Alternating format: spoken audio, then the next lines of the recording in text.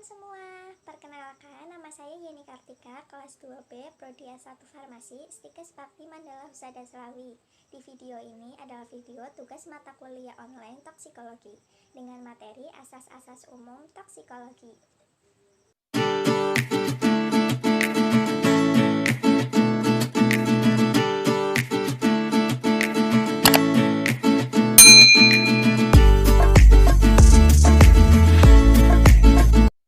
Asas-asas umum toksikologi. Pada materi ini aku akan membahas 5 topik.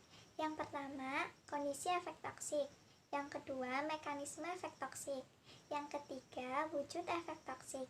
Yang keempat, sifat efek toksik. Dan yang kelima, review jurnal. Definisi toksikologi. Kalian tahu nggak toksikologi itu apa?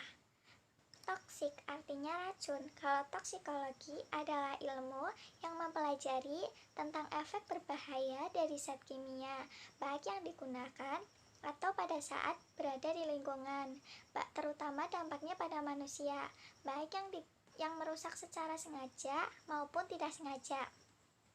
Ilmu yang mempelajari tentang toksikologi meliputi biokimia, farmakologi, biologi, fisiologi, dan patologi.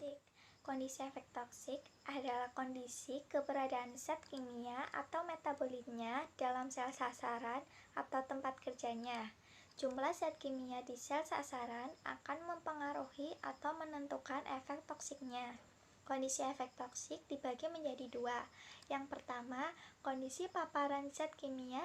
Yang kedua, kondisi makhluk hidup. Ada kondisi paparan atau pemejaan adalah semua faktor yang menentukan keberadaan racun di tempat aksi tertentu di dalam tubuh yang berkaitan dengan pemejaan pada diri. Kondisi paparan atau pemejaan dibagi menjadi 5. Yang pertama, jenis pemejaan. Yang kedua, ada jalur pemejaan. Yang ketiga, lama pemejaan. Yang keempat, frekuensi. Dan yang kelima, saat atau takaran paparan. Ada kondisi makhluk hidup adalah keadaan fisiologis serta patologis tubuh yang dapat mempengaruhi ketersediaan racun pada sel sasaran dan keefektifan interaksinya. Kondisi makhluk hidup dibagi menjadi dua loh teman-teman. Yang pertama, keadaan fisiologis. Yang kedua, ada keadaan patologis. Kira-kira pada tahu nggak bedanya? Kalau keadaan fisiologis berarti mempengaruhi fisik kita, seperti berat badan, genetika, umur, suhu tubuh, jenis kelamin, dan lainnya. Kalau keadaan patologis, penyakit saluran cerna, penyakit hati, penyakit jantung, dan yang lainnya. Yang kedua adalah mekanisme efek toksik. Menurut Arens dan Simonis tahun 1982 menggolongkan mekanisme aksi efek toksik berdasarkan sifat interaksi antar zat toksik dan tempat aksinya, fenomenal toksikologi. Menurut Galaister tahun 1986 menggolongkannya berdasarkan sifat dan tempat awal kejadian. Mekanisme efek toksik dibagi menjadi 3. Yang pertama, mekanisme aksi berdasarkan sifat dan tempat kejadian. Yang kedua, mekanisme aksi berdasarkan sifat interaksi antara racun dengan tempat aksinya. Yang ketiga, mekanisme aksi resiko penumpukan racun dalam gudang penyimpanan tubuh. Aksi berdasarkan sifat dan tempat kejadian dibagi menjadi 2. Mekanisme luka intrasel dan mekanisme luka ekstrasel. Mekanisme luka intrasel atau secara langsung adalah toksisitas yang diawali dengan interaksi secara langsung antara zat kimia atau metabolitnya dengan reseptor. Sifatnya antara lain, zat kimia atau metabolitnya masuk pada sel sasaran dan disebabkan gangguan sel atau organelnya melalui pendesakan, ikatan kovalen, substitusi, atau peroksidasi. Selanjutnya, tubuh beradaptasi atau melakukan perbaikan. Bila respon pertahanan tidak mampu eliminir gangguan, akan menjadi efek toksik. Wujud terjadinya perubahan adalah kekacauan biokimiawi, fungsional, struktural. Contohnya tetrasikilin atau kloralfenikol, radikal bebas, insektisida, dan sianida. Mekanisme luka ekstrasel atau secara tidak langsung. Senyawa toksik mengganggu sistem metabolisme dasar dan mengatur aktivitas sel. Kelangsungan hidup sel bergantung pada faktor lingkungan ekstrasel untuk memenuhi kebutuhan metabolit basal dan pengaturan aktivitas sel. Gangguan akan disebabkan perubahan struktural atau fungsi sel. Mekanisme terjadi secara tidak langsung. Racun beraksi di lingkungan luar sel, sasaran tempat kejadian awal di lingkungan ekstrasel dapat berpengaruh pada sel sasaran. Kelangsungan hidup sel meliputi oksigen, suplai unsur hara, sistem pengaturan aktivitas sel, sistem saraf, sistem hormon, dan sistem imun. Ya, mekanisme aksi resiko penumpukan racun dalam gudang penyimpanan tubuh. Bisa dilihat gambarnya ya teman.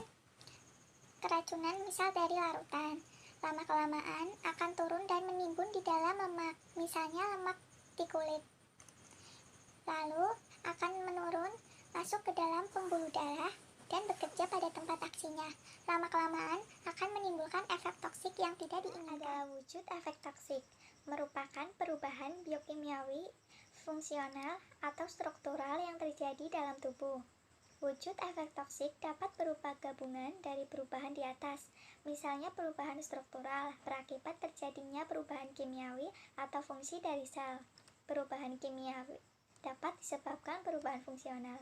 Wujud efek toksik dibagi menjadi 3. Yang pertama perubahan biokimiawi, yang kedua perubahan fungsional, yang ketiga Lanjut ke perubahan fungsional. Wujud efek toksik yang dapat mempengaruhi fungsi homeostatis yang sifatnya terpalikan. Misalnya terjadi anoksia, gangguan pernafasan, gangguan SSP, hipo atau hipertensi, hiperglikemia, perubahan kontraksi atau relaksasi otot, hipo atau hipertermi. Contohnya, insektisida organofosfat malation menyebabkan kejangnya otot-otot pernafasan sebagai akibat penumpukan asetilkolin yang berlebihan karena hambatan terhadap enzim asetilkolinesterase. Pada perubahan biokimia adalah wujud efek toksik berupa perubahan atau kekacauan biokimia dari sel akibatnya adanya antaraksi zat beracun dan tempat aksi yang sifatnya terbalikan. Misal terjadi penghambatan respirasi sel, perubahan keseimbangan cairan dan elektrolit, dan gangguan hormonal. Contohnya, sianida menghambat transport elektron sehingga menghambat respirasi sel dan gangguan pasok energi. Wujud efek toksik yang berkaitan dengan perubahan morfologi sel, sehingga terwujud sebagai kekacauan struktural.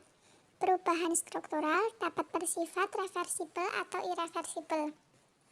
Terdapat 3 respon karena adanya luka sel, yaitu degenerasi, proliferasi, dan inflamasi.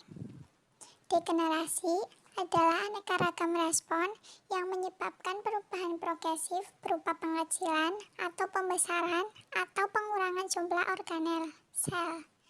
Proliferasi adalah peningkatan pertumbuhan yang terjadi mulai dari tingkat molekuler sampai tingkat seluler, dari bersifat adaptif homeostatis sampai bersifat patologis. Inflamasi adalah merupakan respon ekstrasel untuk menahan dan mengambil sel penyebab luka dan memperbaiki jaringan yang rusak. Contoh perubahan struktural adalah tetrasiklin dapat menyebabkan terjadinya perlemakan hati atau toksis dapat disebabkan nekrosis hati. Wujud efek toksik berdasarkan perubahan struktural. Contohnya perlemakan dan nekrosis, terutama di hati. Perlemakan disebabkan oleh ketidakseimbangan antara produksi lemak, mobilisasi lemak, penggunaan lemak dalam sel, dan mengalami penumpukan lemak atau trigliserida dalam sitoplasma. Contohnya tetrasiklin dapat menyebabkan peningkatan perlemakan hati dengan berikatan dengan tRNA sehingga akan menghambat lipoprotein dari lemak, meningkatkan pembentukan trigliserida dan pengambilan asam lemak oleh hati. Selain itu juga mengurangi oksidasi asam lemak di mitokondria sehingga terjadi perlemakan hati. Perlemakan hati akan menghalangi proses transport trigliserida keluar sel hati. Adalah sifat efek toksik. Sifat efek toksik dibagi menjadi 2. Sifat efek toksik reversibel dan sifat efek toksik ini adalah ciri efek toksik terpalikan, reversibel, dan irreversibel. Yang pertama adalah ciri efek toksik terpalikan atau reversibel. Kadar racun habis, reseptor kembali normal. Efek toksik cepat hilang bila racun habis dan cepat kembali normal. Ketoksikan zat beracun tergantung takaran atau dosis. Selanjutnya ciri efek toksik irreversibel. Kerusakan menetap. Penumpukan efek toksik. Pemecahan takaran kecil jangka panjang akan memberikan efek yang sama dengan pemecahan takaran besar jangka pendek. Contohnya, jika minum 15 gram paracetamol sama dengan minum 500 mg paracetamol selama 90 kali akan menyebabkan nekrosis. Selanjutnya adalah review jurnal penelitian. Di situ sudah tertera judul dan nama si peneliti. Uji efektivitas pemberian minyak jintan hitam Nigella sativa terhadap kadar gula darah mencit diabetes mellitus yang diberi alloxan. Yenita, Departemen Farmakologi Fakultas Kedokteran Universitas Muhammadiyah Sumatera Utara. Lanjut ke abstrak. Minyak jintan hitam diduga mempunyai efek hipoglikemia karena mengandung timokuinon serta asam lemak tak jenuh. Penelitian ini bertujuan untuk mengetahui efektivitas pemberian minyak jintan hitam terhadap kadar gula darah pada mencit diabetes mellitus yang diberi alloxan. Penelitian ini merupakan penelitian eksperimental dengan rancangan post-test with control group design.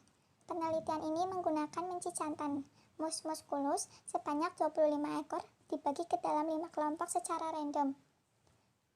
Kelompok kontrol negatif diberi diet standar selama 18 hari. Untuk kelompok kontrol positif disuntikan alloxan 100 ml per kilo BB. Untuk kelompok 3, P1, P2, dan P3 disuntikan alloxan 100 ml per kilo BB dan minyak jintan hitam pada hari kelima dengan dosis 0,0117 ml per 20 gram BB per hari, 0,0234 ml per 20 gram BB per hari, dan 0,0468 ml per 20 gram BB per hari. Kadar gula darah pada hari ke-12 menunjukkan perbedaan yang signifikan antara kelompok kontrol negatif dan kontrol positif P1, P2, dan P3. Pada hari ke-11 tidak ditemukan perbedaan yang signifikan antara kelompok perlakuan. Sedangkan pada hari ke-18, kadar gula darah pada kelompok kontrol positif P2 dan P3 lebih tinggi dibanding dengan kadar gula darah kelompok kontrol negatif dan P1. Karena terdapat perbedaan kadar gula darah antar kelompok yang ditunjukkan pada uji Kruskal-Wallis. Terdapat perbedaan signifikan antar kelompok kontrol negatif dengan kontrol positif dan P3 yang ditunjukkan dengan tes Mann-Whitney. Minyak jintan hitam yang diberikan pada mencit diabetes mellitus berpengaruh terhadap penurunan kadar gula darah. Kata kuncinya, diabetes, glukosa darah, mencit, minyak jintan hitam. Diabetes mellitus atau biasa disebut DM merupakan suatu kelompok penyakit metabolit dengan karakteristik hiperglikemia yang terjadi karena kelainan sekresi insulin, kerja insulin, atau keduanya. Penyakit ini tidak hanya dapat menyerang pada usia tua, tetapi juga dapat menyerang mereka yang masih muda. Yang lebih menakutkan lagi, penyakit ini dapat mengakibatkan komplikasi pada mata, jantung, ginjal, saluran saraf, atau kemungkinan dilakukan amputasi. Di antara penyakit degeneratif lainnya, diabetes mellitus atau biasa disebut DM adalah salah satu penyakit dengan jumlah penderita setiap tahunnya mengalami peningkatan. Berdasarkan penelitian membuahkan hasil yang diharapkan. Obat antidiabetik oral tidak terlepas dengan efek yang tidak diinginkan. Di samping itu, tidak seluruh DM tipe 2 boleh menelan preparat ini. Salah satu contohnya adalah sulfonylurea yang memiliki efek samping gangguan saluran cerna dan sakit kepala. Di samping memudahkannya terjadi hipoglikemia pada dosis yang tidak tepat atau diet terlalu ketat. Golongan sulfonylurea tidak dianjurkan pada pasien usia lanjut. Gangguan fungsi hati dan ginjal. Menurut WHO pada tahun 2000 diperkirakan 2,1% penduduk dunia menderita DM. Sekitar 60% terdapat di Asia. Penanganan utama DM, khususnya DM tipe 2, berfokus pada masalah yang melatar belakangi, yaitu melalui olahraga dan diet.